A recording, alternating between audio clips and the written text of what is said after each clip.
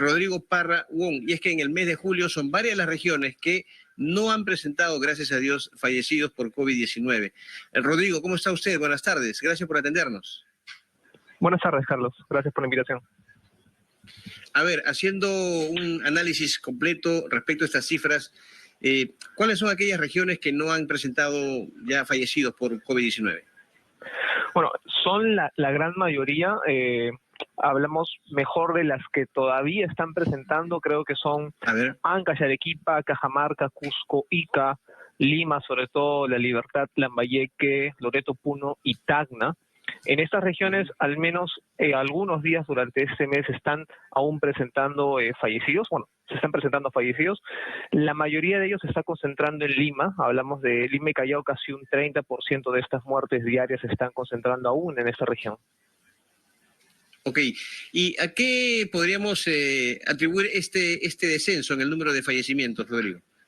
Bueno, el descenso se está dando desde el mes de abril, se está dando por todas las regiones y en todos los grupos etarios, pero sí hay que atribuirle en gran parte a la vacunación, porque sobre todo en los grupos etarios que ya cuentan con 2 dosis, hablamos de 60 años a más, adultos mayores de 60 más y ya ahora desde 40, se ha visto que cuando comienza la campaña y cuando hay un gran porcentaje de cobertura, hablamos de un 60-70% de los grupos etarios, la curva de fallecidos empieza a descender mucho más rápido comparado a los grupos etarios que todavía no inician la campaña de vacunación. Claro. Ahora, ¿cómo vislumbra la tendencia en los siguientes meses? Porque se habla mucho de que se viene una tercera ola. Evidentemente la vacunación ayuda mucho, ¿no?, para enfrentar esta pandemia, pero la tendencia, ¿cómo la observa usted? Bueno, es una tendencia que se mantiene en descenso de manera sostenida y a diferencia de del descenso de la primera ola, en las últimas semanas se está acentuando, está acelerándose esta caída, tanto así de que ya algunas regiones empiezan a tener mínimos de fallecidos que no se veían desde inicios de la pandemia, hablamos desde finales de marzo, inicios de abril. A nivel nacional estamos muy cerca de llegar a estos mínimos, como te mencionaba, todavía se concentra gran parte en Lima sobre todo, y de cara hacia una tercera ola, al día de hoy, al menos, todavía no hay ningún indicador que esté mostrando alza en algún sentido, sea casos, positividad, camas, fallecidos, pero de cara a una tercera ola tenemos 2 factores a nuestro favor, que uno, el más importante, es la vacunación. Ya contaremos con gran parte de la población adulta vacunada y con esto hablamos de un 75% casi de las muertes que representaron ellos a lo largo de la pandemia.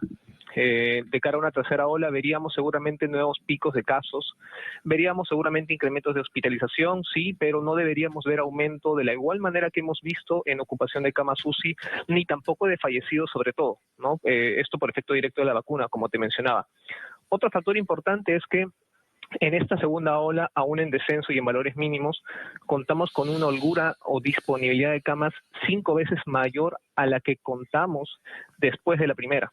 Después de la primera ola contábamos con solamente 100 camas libres y en esta oportunidad contamos con más de 500 camas. Eso nos da una capacidad de respuesta rápida en caso de una tercera ola. Ahora, dejando de lado el tema de los fallecimientos, la positividad, los contagios, los casos positivos que se detectan, ¿cuál ha sido aquí la curva? ¿Hemos también bajado en el número de contagios?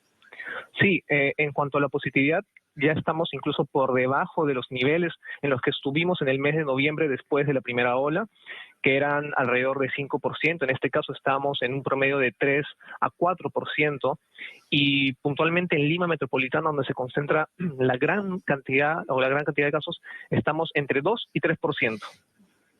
Le preguntaba por el tema de la positividad en Lima y Callao, porque, bueno, específicamente en Lima hemos visto constantemente manifestaciones, hasta ahora las vemos. Evidentemente, antes, calculo, una semana atrás, 2 semanas atrás, las manifestaciones eran mucho más nutridas, pero igual, estas concentraciones de gente implican focos de contagio, lamentablemente, porque hay mucha gente que no usa de manera adecuada la mascarilla. ¿No ha habido alguna influencia de esto en el nivel de positividad de casos de COVID-19? Felizmente hasta el momento no, esto lo monitoreo a diario y cada vez después de un evento como Semana Santa, como las elecciones de primera vuelta, segunda, las manifestaciones que tú mencionas, no ha habido incremento hasta el momento, no hay un incremento, al contrario, felizmente sigue descendiendo. Igual hay que ser cautos con esto porque, como sabemos, no solamente depende de las marchas, sino de otras variantes que puedan aparecer en el escenario. Ya, pero esto podría reflejarse en los próximos días, o sea, igual podría haber, digamos, una consecuencia de estas manifestaciones reflejadas en los índices de positividad. Siempre puede ser posible. Como te mencionaba, ya en los últimos 2 meses, en el último mes sobre todo, todo debido a estas marchas políticas que se han presentado desde inicios de mes, apenas terminó la segunda vuelta electoral, no se han presentado ningún incremento de positividad en Lima ni en el resto del país. Esperaría yo que tampoco se presente en las siguientes semanas por lo mismo que te menciono. Decía Rodrigo que en Tacna todavía hay o se registran fallecimientos, ¿no? ¿O me equivoco? Sí, correcto, correcto. En Tacna, Puno y otras regiones todavía se están registrando fallecimientos, todavía no se da un día al menos en el cual no se están registrando. Me llama la atención en el caso de Tacna, porque inclusive en esa región ya están vacunando mayores de 18 años. Sí, esto es cierto. La campaña de vacunación está muy avanzada. Sin embargo, también Tacna está bien avanzada, sí. Sin embargo, Ajá. Tacna, hablando ya de valores numéricos netos, se están registrando 1 a 2 muertes diarias. Seguramente ya en la siguiente semana o siguientes 2 semanas también empezaríamos a ver que ya se dejan de registrar muertes. Muy bien. Y las proyecciones de una tercera ola, Rodrigo, ¿cómo las ve usted? Se hablaba de que podría llegar a mediados de agosto. ¿Cuán viable es esta posibilidad? Yo creo que a medida de que esta segunda ola el descenso ha sido mucho más prolongado, hablamos casi de un mes más de descenso que ha durado con respecto a la primera, creería yo que ya no sería tanto en agosto, posiblemente se esté moviendo hasta septiembre incluso de ocurrir una tercera ola. No solamente en nuestro país, sino en otros, siempre ha habido una ventana de 2 a 3 meses desde que termina el descenso de una ola y comienza la siguiente. Muy bien. Deseamos, la verdad, que esta tendencia continúe, que siga bajando el número de contagios y de fallecimientos, por supuesto, de la COVID-19 y que estemos preparados, muy bien preparados para una tercera ola que podría, de acuerdo a su consideración, presentarse recién en septiembre, a mediados de ese mes. Rodrigo, muchas gracias, como siempre, por su gentileza, por su disponibilidad. Muy buenas tardes. Rodrigo Parra estuvo con nosotros, analista de